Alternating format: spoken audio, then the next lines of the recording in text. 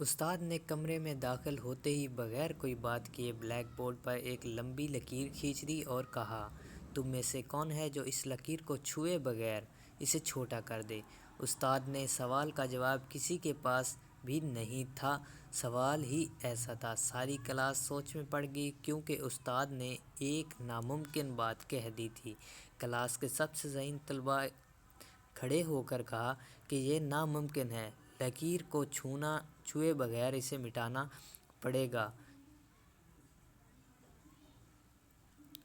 استاد نے کمرے میں داخل ہوتے ہی بغیر کوئی بات کیے بلیک بورڈ پر ایک لمبی لکیر کھینچ دی اور کہا، تم میں سے کون ہے جو اس لکیر کو چھوئے بغیر اسے چھوٹا کر دے؟ استاد کے سوال کا جواب کسی کے پاس بھی نہیں تھا۔ سوال ہی ایسا تھا۔ ساری کلاس سوچ میں پڑ گئی کیونکہ استاد نے ایک ناممکن بات کہہ دی تھی۔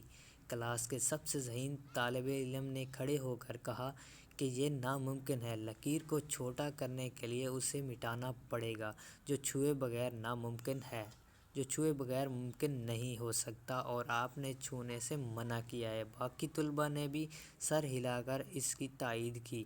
استاد نے گہری نظروں سے طلباء کی طرف دیکھا اور کچھ کہے بغیر بلیک بورڈ پر ایک لکیر کے متوازن لیکن اس سے بڑی لکیر کھینچ دی، جس کے بعد سب نے دیکھ لیا کہ اب پہلے والی لکیر چھوٹی نظر آ رہی ہے۔ استاد نے اس لکیر کو چھوئے بغیر، اسے ہاتھ لگائے بغیر اسے چھوٹا کر دیا۔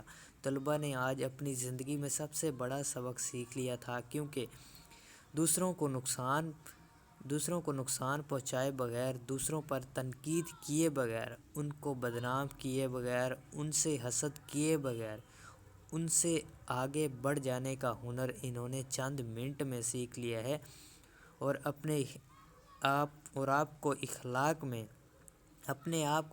میں، کردار میں اور عمل میں سے دوسروں سے آگے بڑھا لو تو تم خود بخود دوسروں سے بڑے نظر آنے لگو گے۔